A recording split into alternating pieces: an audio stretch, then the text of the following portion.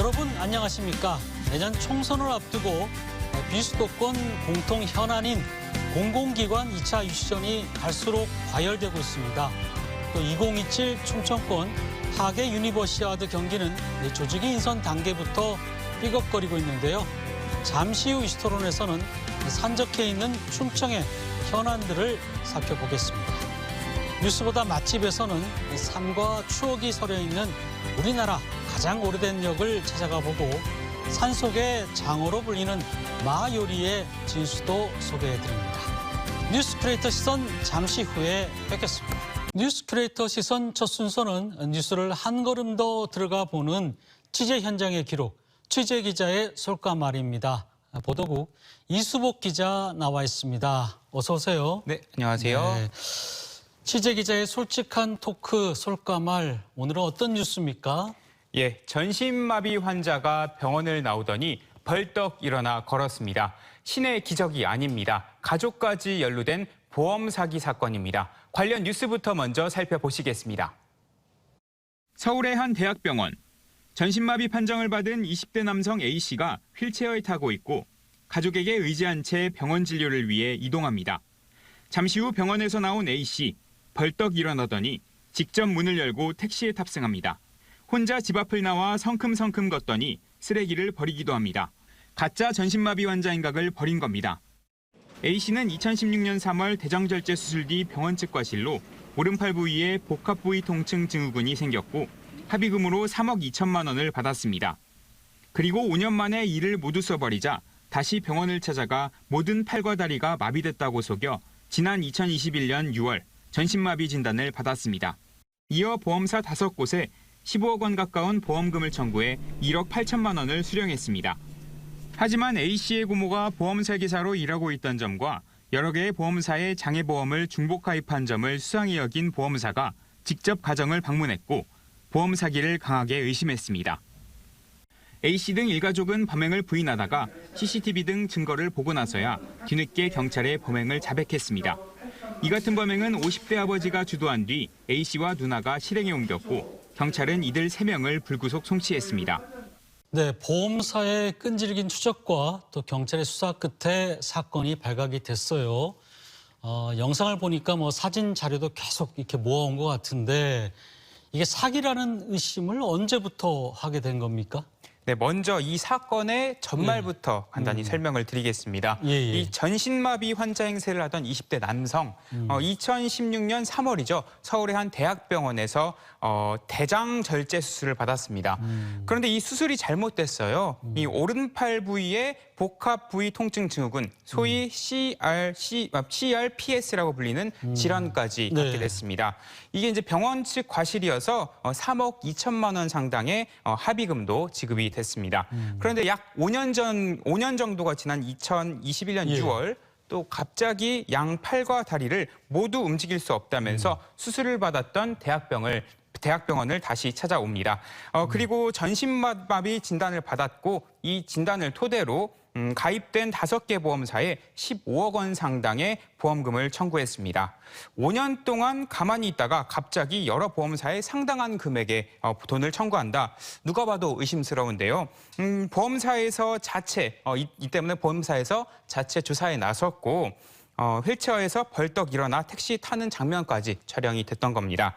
지난해 겨울 촬영됐으니까요, 이 영상이. 그리고 또 최근에서야 또 범행이 인정했고 2년 가까운 시간 동안 전신마비 환자 행세를 한 겁니다. 저걸 몰래 찍던 분도 아마 깜짝 놀랐을 것 같아요. 이렇게 벌떡 일어나가지고. 글쎄. 근데 그 병원에서 이제 진단서를 발급했을 거 아닙니까? 일반 사람들 같으면은 병원에서 전신마비 진단서를 어떻게 이렇게 발급을 할 수 있을까? 병원도 속은 건가? 이렇게 참 의문이 많아요. 네. 예, 결론부터 말씀드리자면 병원도 속은 게 맞습니다. 일단 병원의 과실로 이 CRPS라는 병이 발병을 한 거잖아요. 그렇다 보니까 가족들 그리고 또 본인도 고통을 굉장히 강하게 호소를 하니까 병원 측에서도 이렇게 주장을 들어줄 수밖에 없었던 거고요. 이 CRPS라는 병 자체가 예. 흔히 이제 몸에서 이렇게 불타는 고통이 계속해서 느껴진다라는 희귀병이에요. 아. 예, 통증 부위에 바람을 불기만 해도 극심한 고통을 느낀다는데요. 이게 아직 뭐 발병 원인이라든지 그리고 뭐 치료법이라든지 이게 밝혀진 게 없는 그런 질병입니다. 희귀병이다 보니까 전신마비라는 증세를 호소할 경우에 속을 수도 있다. 예. 네. 그나저나 이게 덜미가 잡혔어요. 네. 보험사에서는 이게 어떤 부분부터 의심을 하게 된 거죠? 네, 아까 5개 보험사에 보험이 가입됐다고 이렇게 예. 설명을 드렸는데요. 이 전신마비 행세를 했던 이 남성의 고모가 바로 보험 설계사였습니다. 그리고 짧은 사이에 거액의 보험금을 청구하니까 당연히 의심을 할 수밖에 없었고 보험사 직원이 이 환자의 집까지 방문하게 된 겁니다.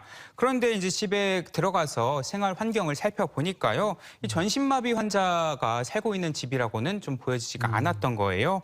휠체어를 탈 만한 공간 자체도 나오지 않았고 또 그 건물 자체에 엘리베이터가 없어서 가족들이 그 100kg 넘는 환자의 그를 업거나 해서 계단을 올라가야 하는데 그러기에는 그 아버지의 신체 그런 덩치가 굉장히 왜소했습니다.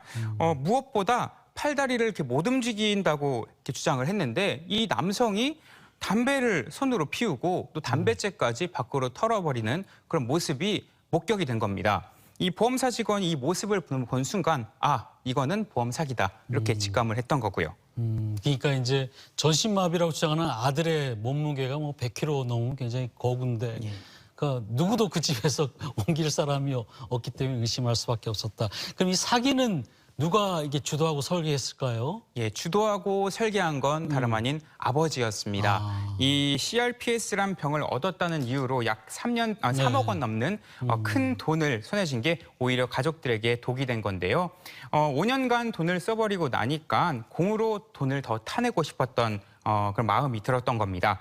그래서 아들에게 전신마비 행세를 하자 이렇게 제안을 했고 아들은 이에 응했고 누나는 그 간병인으로서의 역할을 자처했던 겁니다. 그래서 가족보험 사기단의 범행이 시작된 거고요.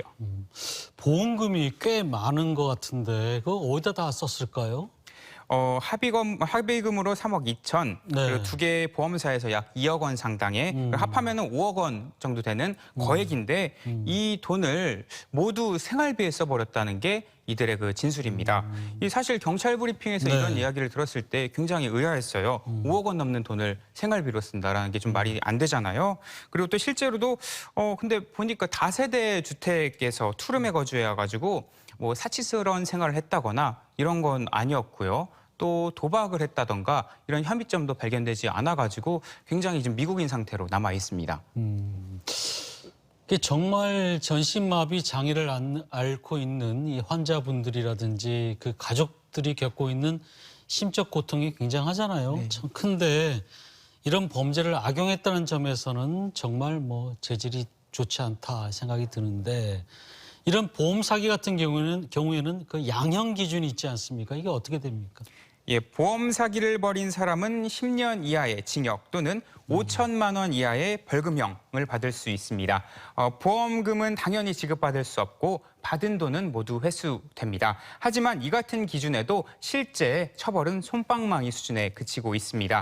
한 해 보험 사기 의심으로 입건된 입건 건수만 9만 건이 넘는데요. 이 중에 실제 기소되는 경우는 약 10%에 불과하고요. 또 기소된 사건 중에서 대부분은 다 그 약식 명령 정도로 끝나고 실제 재판까지 정식 재판까지 넘겨지는 경우는 이 중에 10% 정도에 불과합니다. 그리고 여기에서 실제 그 징역형까지 나오는 건 굉장히 국소수인 거고요. 그래서 이런 분위기 때문인지 이번에 검거된 일가족 3명도 모두 불구속으로 검찰에 넘겨졌습니다. 예, 모두 뭐 범행을 인정하고 도주 우려가 없다는 이유 때문인데요.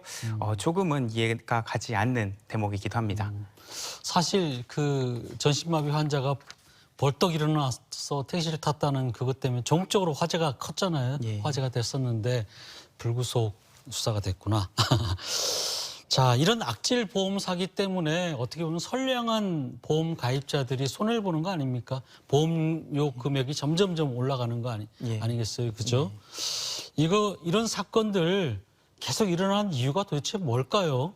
예, 방금 말씀드렸던 것처럼 실제 처벌이 솜방망이로 이루어지는 데다 그 보험금 자체가 눈먼 돈이라고 인식하는 그래도 일하지 않고도 돈을 쉽게 벌 수 있다는 이런 인식 때문인 것 같습니다. 보험 사기 브로커들이 또 난립하고 있고 또 의사나 병원까지 개입하고 있고 병원엔 이른바 나이롱 환자라고 불리는 사람들이 질비하잖아요. 이런 것도 다 이런 이 같은 인식 때문인 건데요.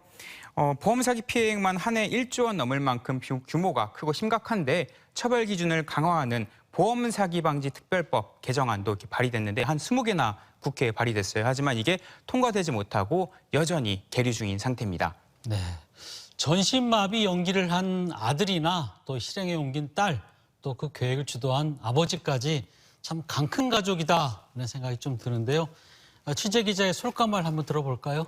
네. 보험 사기는 성실하게 보험금을 납부한 선량한 시민들에게 짐을 지우는 악질 범죄입니다. 꼬리가 길면 잡힙니다. 사기쳐서 공돈 벌 생각하지 말고 우리 정직하게 삽시다. 네, 이수복 기자 수고 많았습니다. 맞습니다.